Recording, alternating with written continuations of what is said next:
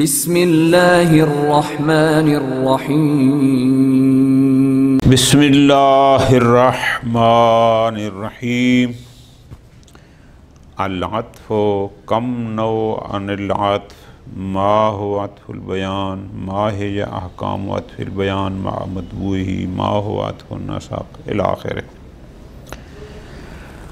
الحمدللہ توابع کی بحث میں آخری بحث آ گئی عطف کی۔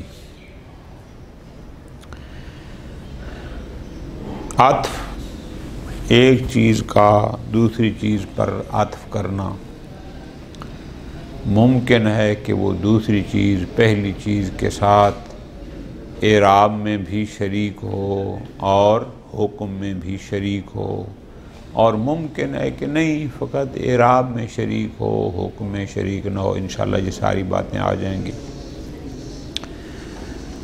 نحات عطف کی دو قسمیں بناتے ہیں، ایک ہے عطف البیان اور دوسری ہے عطف النسق۔ نسق ینسق نسقا، سین پر جزم ہوگی تو اس کو پڑھیں گے نسق۔ نسق مصدر ہوتا ہے، اور اگر اس پر سین پر فتح ہوگا نسق تو یہ ہوتا ہے اسم مصدر۔ ٹھیک ہو گیا؟ خوب، نسق ہوتا ہے منظم کرنا، ایک شے کو دوسری شے کے ساتھ مربوط کرنا، ان کو ایک شے کو دوسری شے کے ساتھ ملانا۔ ٹھیک ہو گیا؟ خوب، عطف کی دو قسمیں ہیں، عطف بیان اور عطف نسق۔ پہلے شروع فرماتے ہیں عطف بیان کی بات، پھر اس کے بعد شروع کریں گے عطف النسق، اور پھر احکام ہوں گے مطلق عطف کے۔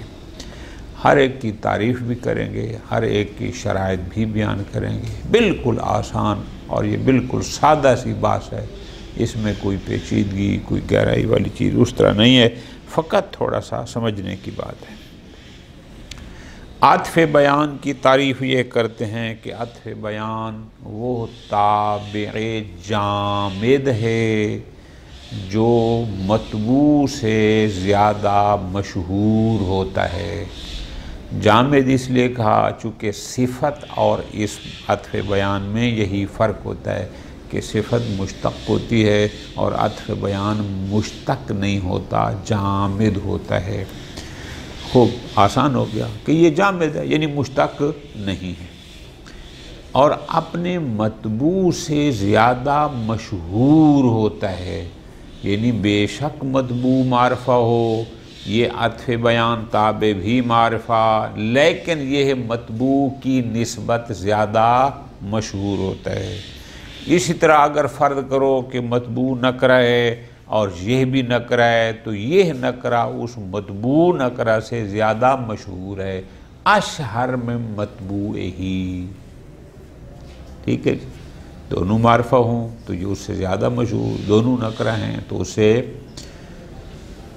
اب فرماتے ہیں اگر یہ دونوں معرفہ ہیں یا دونوں نکرہ ہیں تو پھر اس تابع کو عطف بیان کو لانے کا کوئی فائدہ بھی ہے، تو فوائد میں بیان فرما رہے ہیں۔ فائدہ ہے اگر، پوری توجہ کے ساتھ فرماتے ہیں، اگر مطبوع یعنی معطوف علیہ بھی معرفہ ہو اور یہ عطف بیان تابع بھی معرفہ ہو تو پھر اس عطف بیان کو اس تابع کو لانے کا فائدہ ہوگا زیادت و ایضاح، کہ اگرچہ دونوں معرفہ ہیں لیکن یہ اس کی مزید وضاحت کر دیتا ہے، بات اور زیادہ کھل جاتی ہے اور مخاطب کا کوئی اشتباہ ذرہ برابر بھی باقی نہیں رہتا۔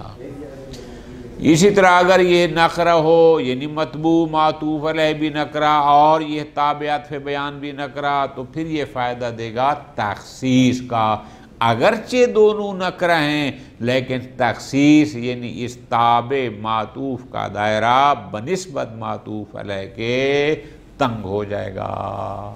ٹھیک ہے جی؟ بالکل آسان، کوئی اس میں زیادہ گہرائی والی اور پیچیدگی والی باتیں ہیں ہی نہیں۔ البتہ آگے پھر فرماتے ہیں کہ عطف بیان، پوری توجہ کے ساتھ، اس جگہ پر عطف بیان صحیح ہوتا ہے کہ جہاں اس عطف بیان تابع کا مطبوع کی جگہ رکھنا صحیح ہو۔ کیا مطلب؟ یعنی عطف بیان وہاں صحیح ہوتا ہے کہ اگر ہم معطوف علیہ کو ہٹا لیں اور اس کی جگہ اس کو رکھ لیں، معنی میں کوئی پریشانی نہ ہو، جو عامل موجود ہے اس کے عمل میں بھی کوئی مشکل نہ ہو، تو ایسے مقام پر عطف بیان صحیح ہوتا ہے۔ تو لہٰذا ممکن ہے کہ ایک ایسی چیز ہو توابع میں کہ وہ عطف بیان بھی ہو اور بدل القل بھی ہو، ممکن ہے۔ ٹھیک ہو گیا جی، بدل القل بھی بن سکے، عطف بیان بن سکے، بدل القل بن سکے، چونکہ بدل القل بھی تو یہی ہوتا ہے۔ جیسے ہم کہتے ہیں ضربت زیدن رأسہ، اگر ہم زیدن کو ہٹا کے ضربت رأسہ تو کوئی حرج نہیں ہے، تو اسی طرح فرماتے ہیں ایسی بھی یہاں پر ممکن ہے۔ لیکن اگر اس کا وہاں رکھنا صحیح نہ ہو تو پھر وہ بدل کل واقع نہیں ہو سکتا، پھر وہ فقط اور فقط عطف ہوگا۔ وہ انشاءاللہ بتاؤں گا، اس کی مثال بھی ترجمے میں، بالکل آسان۔ توابع کی بحث میں آخری بحث ہے عطف کی کتنی قسمیں ہیں، عطف بیان کسے کہتے ہیں، عطف بیان کے احکام مطبوع کے ساتھ انشاءاللہ بھی پڑھتے ہیں۔ فرماتے ہیں العطف نوعان، عطف کی دو قسمیں ہیں، عطف بیان و عطف نسق، عطف بیان اور عطف نسق۔ پہلے تعریف شروع کرتے ہیں کہ عطف بیان کی تعریف کریں، عطف بیان کسے کہتے ہیں۔ البتہ مختلف کتابوں میں نحات نے مختلف تعریفیں لکھی ہیں، لیکن لب لباب سب کا بالآخر وہی ایک ہی ہوتا ہے۔ فرماتے ہیں عطف البیان ہوا تابع، عطف البیان وہ تابع ہے کہ جامد، جو جامد ہوتا ہے یعنی مشتق نہیں ہوتا، اشہر من مطبوعہ، اور اپنے مطبوع اپنے معطوف علیہ کی نسبت زیادہ مشہور ہوتا ہے۔ ٹھیک، جیسے جاء صاحبک زید، صاحبک مطبوع معطوف علیہ ہے اور زیدن یہ تابع ہے، یہ اس کا عطف بیان ہے۔ آیا تیرا ساتھی اور پھر آ گیا غیدن۔ اب صاحب کا، چونکہ صاحب کاف ضمیر خطاب کی طرف مضاف ہے، یہ بھی معرفہ ہے، زید بھی معرفہ ہے، لیکن صاحب کا آیا تیرا ساتھی، ممکن ہے تھوڑا بہت اشتباہ رہ جائے کہ میرا کون سا ساتھی، تو جب کہا زیدن تو زیدن صاحب کا کی نسبت زیادہ مشہور ہے، اب ذرا برابر بھی کوئی اشتباہ باقی نہیں رہا، تو یہ اس کی نسبت زیادہ مشہور ہے، اور اس کے ذریعے متکلم کا جو مقصد تھا وہ اور زیادہ کھل کے سامنے آ گیا اور واضح ہو گیا، اور مخاطب کو ساری بات سمجھ آ گئی کہ متکلم کیا کہنا چاہتا ہے۔ فوائد میں وہی بیان فرماتے ہیں غید عطف بیان، زید عطف بیان صاحب کا علی صاحب کا، ہوا اشہر منہ، اور یہ اس سے زیادہ مشہور ہے۔ صاحب کا تیرا ساتھی، تھوڑا سا اشتباہ ہوگا، پتہ نہیں وہ والا یا وہ والا، لیکن جب کہتے ہیں زید تو پھر یہ وضاحت کو، بیان کو، یعنی مقصود متکلم کو اور زیادہ واضح اور کلیئر کر دیتا ہے کہ مقصود متکلم کیا ہے، بالکل آسان۔ فائدہ تو عطف البیان، فرماتے ہیں عطف بیان کا کوئی فائدہ، بالکل اس کا فائدہ یہ ہے کہ اگر معطوف علیہ اور معطوف دونوں معرفہ ہوں تو فائدہ کوئی اور ہے، دونوں نکرہ ہوں تو فائدہ کوئی اور ہے۔ پوری توجہ میری جان، اس میں ایک خاص نقطہ بھی ہے، وہ نقطہ یہ ہے کہ معطوف علیہ تعریف و تنکیر میں ایک جیسے، یعنی اگر معطوف علیہ معرفہ ہے تو معطوف بھی معرفہ ہوگا، اگر وہ نکرہ ہے تو یہ ایسا نہیں ہو سکتا کہ ان میں سے ایک معرفہ ہو ایسا نکرہ ہو، ایسا نہیں۔ اب یہ جملہ غور فرمائیں، فرماتے ہیں فائدۃ عطف البیان، عطف بیان کا فائدہ کیا ہے؟ ایضاح مطبوعہ، اپنے مطبوع کی وضاحت کرنا، اپنے معطوف علیہ کو واضح کھول کر بیان کرنا، یہ جو ہم نے مثال پڑھی ہے۔ کب؟ ان کانا معرفتاً، اگر یہ عطف بیان معرفہ ہو، کما رأیتا، جیسے ہم نے کہا جا صاحبکا، صاحبکا اگرچہ معرفہ تھا لیکن زید بھی معرفہ ہے، زید علم ہے، تو اس نے صاحبکا کی اور وضاحت کر دی ہے کہ صاحبکا سے مراد کون ہے، مراد متکلم بالکل واضح ہو گیا۔ او تخصیصہ ان کان ناکرہ، لیکن اگر وہ ناکرہ ہو تو یہ مطبوع کی تخصیص کرتا ہے۔ تخصیص کا آپ آسان میری جان ترجمہ یہ یاد کر لیں کہ اس کے دائرے کو تھوڑا تنگ کر لیتا ہے، کہ اس کا دائرہ ابھی مثال میں واضح کرتا ہوں۔ لبست ثوباً، میں نے لباس پہنا، جبتاً، جبہ، ثوباً بھی نکرہ، جبہ بھی نکرہ، لیکن جبہ ثوب کی نسبت اخص ہے۔ جبہ عربی کہتے ہیں اس لباس کو جو تمام لباسوں کے اوپر، جیسے میں نے کباب پہنی ہوئی ہے اس طرح کا جو سب لباسوں کے اوپر اس کو جبہ کہتے ہیں مثلا۔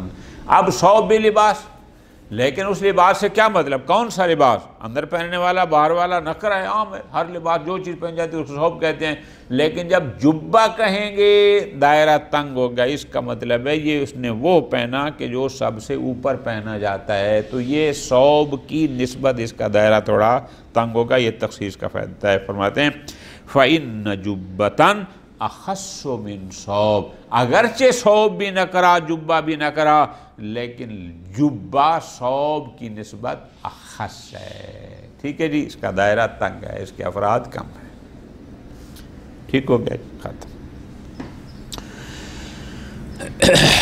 تیسرا فائدہ فرماتے ہیں کل عطف بیان یصح ان یحل محل المعطوف علیہ، عطف بیان کا ایک حکم معطوف علیہ کے ساتھ یہ ہے کہ صحیح ہے کہ عطف بیان کو معطوف علیہ کے محل پر رکھ دیا جائے، یعنی اگر معطوف علیہ کو ہٹا کر وہاں عطف بیان رکھ دیا جائے تو بھی سے، یعنی ہر عطف بیان کو صحیح ہے معطوف علیہ یعنی مطبوع کے محل پر رکھنا، وہ نہ بھی ہو تو کلام غلط نہیں ہوتی۔ وَيُمْكِنُ الْإِسْتِغْنَاءُ عَنْهُ، اور اس کے ذریعے ہمیں معطوف علیہ کی یعنی ضرورت نہیں رہتی، اور ممکن ہے کہ اس کے استغناء بے پرواہ نہ بھی اٹھانا پڑے۔ بس ایسی صورت میں یجوز ان یکون ایزن، ایزن کا مطلب کیا ہے کہ جہاں یہ جائز ہے کہ وہ آپس میں معطوف علیہ ہوں، یہ بھی جائز ہے، ایزن آ گیا بھی جائز ہے، کیا یکونا بدلا من ہو کہ یہ بعد والا تابع مطبوع کا بدل ہو، یعنی اس کو مطبوع کا بدل بنانا بھی صحیح ہے اور عطف بیان بنانا بھی صحیح ہے۔ اور بدل بھی کون سا؟ بدل کل من الکل، یعنی بدل الکل قرار دینا، جیسے ہم نے پیچھے پڑھا ہے۔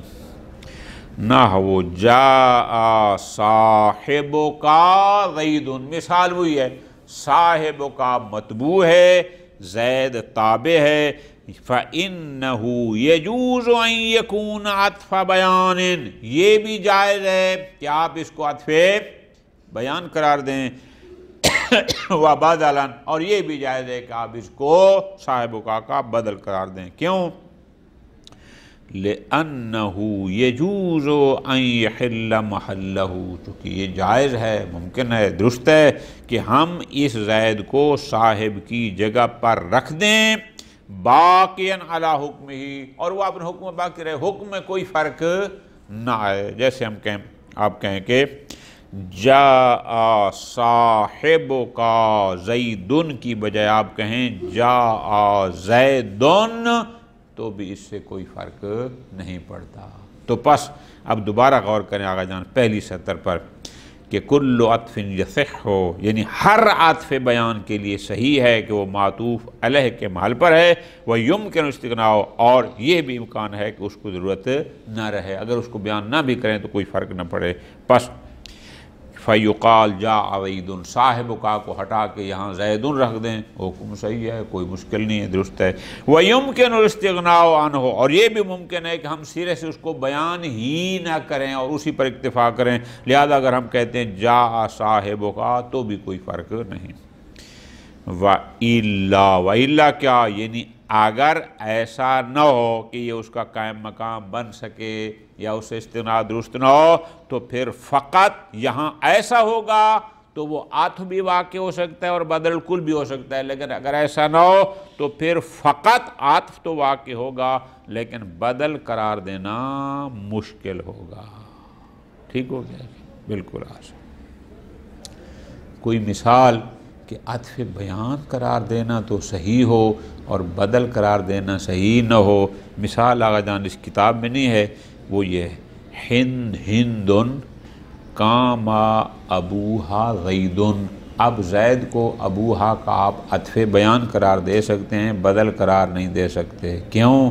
اس لیے کہ اگر ہم ابوہا کو ہٹا کے کہیں کاما کہ ہندن کاما زیدن، تو یہاں کاما زیدن درست نہیں ہے۔ کیوں؟ چونکہ یہ خبر ہے ہندن مبتدا کی، پھر کاما زیدن میں کوئی رابط ہونا چاہیے تھا اور یہاں کوئی رابط نہیں، اور بغیر رابط کی خبر نہیں ہوتی، لہذا اگر عطف بنائیں گے اس کو، یعنی اگر اس کو عطف بیان قرار دیں گے تو پھر نحوی لحاظ سے کوئی مشکل نہیں ہے۔ خوب،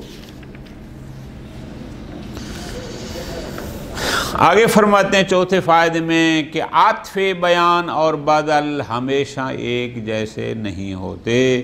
بعض نحات نے 5-6 فرق اس کے بیان کیے ہیں، لیکن یہاں پر بہرحال وہ فرق بیان نہیں ہوئے کہ عطف بیان میں مثلا ضروری ہے کہ اگر معطوف جملہ ہے تو معطوف علیہ بھی جملہ ہو، لیکن بدل میں ایسا کوئی ضروری نہیں ہے الاخری۔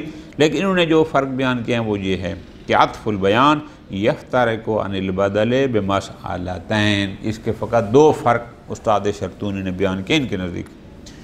لا یکون مضمرا ولا تابعا لمضمر، عطف بیان نہ خود ضمیر واقع ہو سکتا ہے اور نہ اس کا متبوع یعنی معطوف علیہ ضمیر واقع ہو سکتا ہے، جبکہ بدل میں واقع ہو سکتے ہیں۔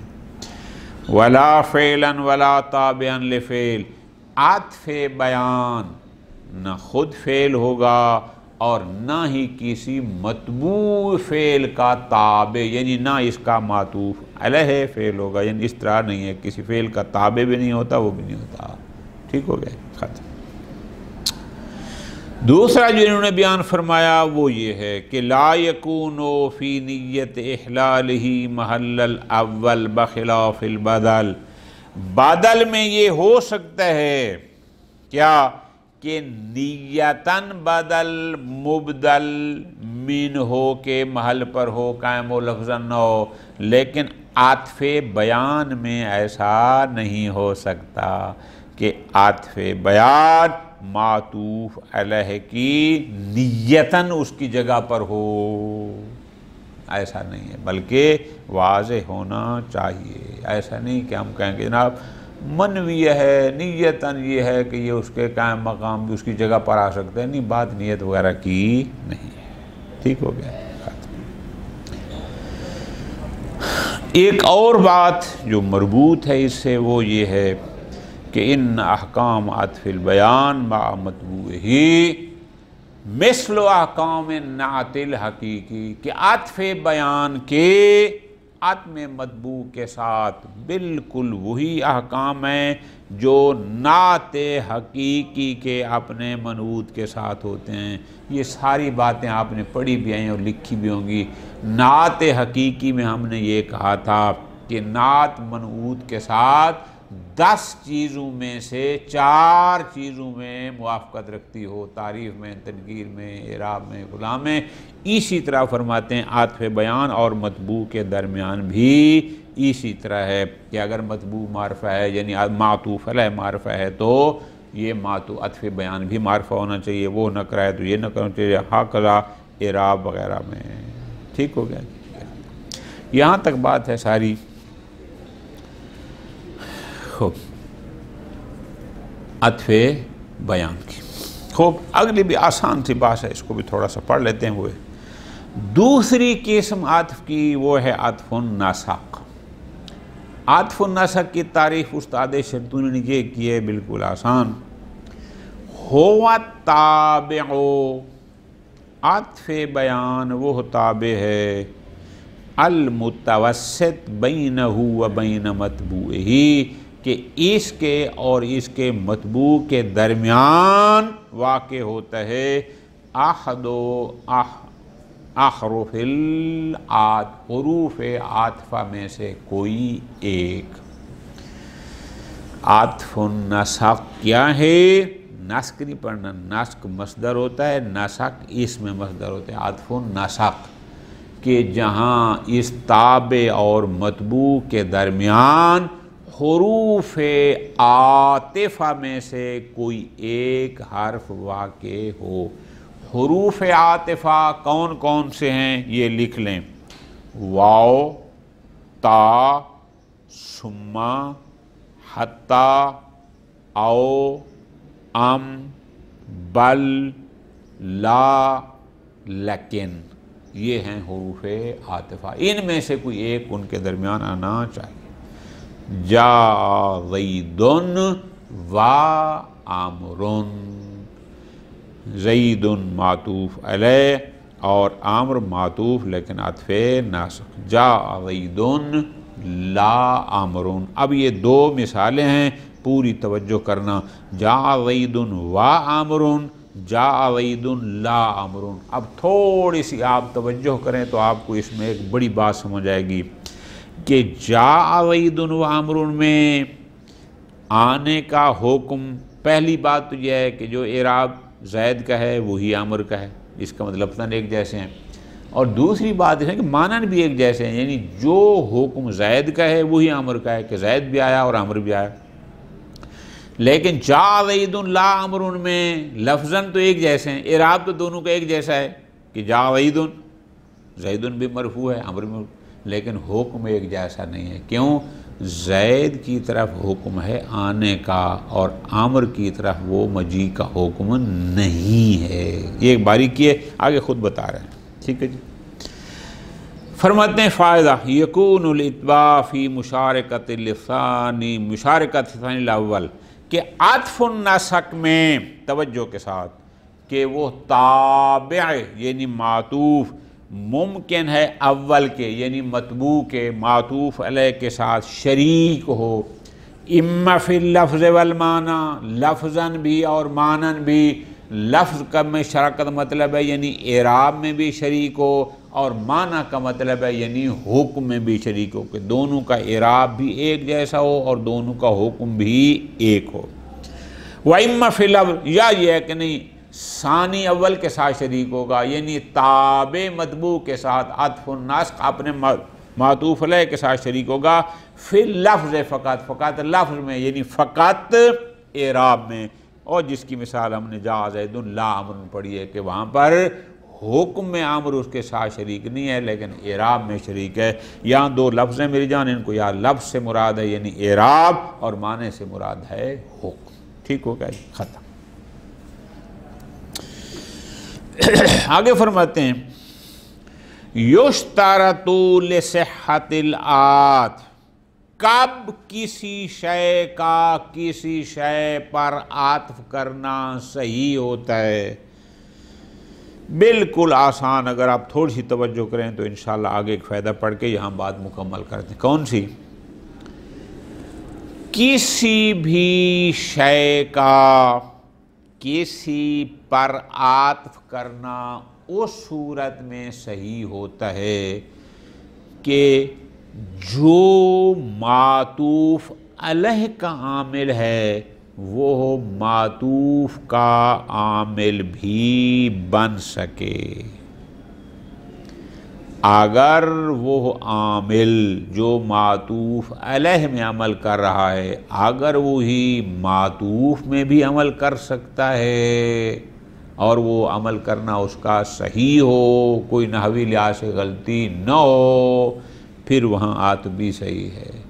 یا معطوف اس میں نہیں تو کم از کم اس کے ہم معنی میں، ٹھیک ہے جی، ہم معنی میں اگر کر سکتا ہے مرادف میں تو بھی کوئی حرج نہیں ہے۔ وَإِلَّا فَلَا۔ آگے مثالیں دیتے ہیں، فرماتے ہیں یُشْتَرَطُ لِصِحَّةِ الْعَطْفِ، ایک شے کے دوسری شے پر عطف کے صحیح ہونے میں بنیادی شرط یہ ہے ان یصح توجہ العامل الی المعطوف، کہ جو معطوف علیہ کا عامل ہے اس عامل کا معطوف کی طرف متوجہ ہونا، یعنی وہی عمل معطوف میں کرنا بھی صحیح ہو خود اس میں، او الی ما ہوا بمعنی ہو، یا اس میں جو اس کا مرادف ہے، جو اس کا ہم معنی ہے، جو معنی میں اس کے موافق ہے، اس میں عمل کرنا صحیح ہو تو بھی صحیح ہے۔ اگر یہ نہیں تو پھر عطف بھی صحیح نہیں۔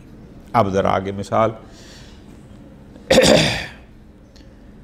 ذہب الامیر و خادمہ، ذہب عامل ہے امیر کا، امیر معطوف علیہ ہے، خادم معطوف ہے، لیکن یہ ذہب خادم میں عمل کر سکتا ہے کیا؟ اگر ہم کہیں ذہب خادمہ کوئی مشکل نہیں ہے، ٹھیک ہے جی، اس نے امیر کو فاعلیت کی بنیاد پر رفع دیا تو خادمہ کو بھی اس بنیاد پر کوئی مشکل نہیں۔ دوسرا، قام یوسف و انا، قام یوسف، اب قام نے یوسف کو بنا پر فاعلیت کے رفع دیا، و انا، لیکن خود انا کو قام انا نہ، یہ نہیں کہہ سکتے، انا کے لفظ میں یہ قام عمل نہیں کر سکتا، لیکن انا کے معنی مرادف میں عمل کر سکتا ہے، تو اس لیے یہ عطف بھی صحیح ہے۔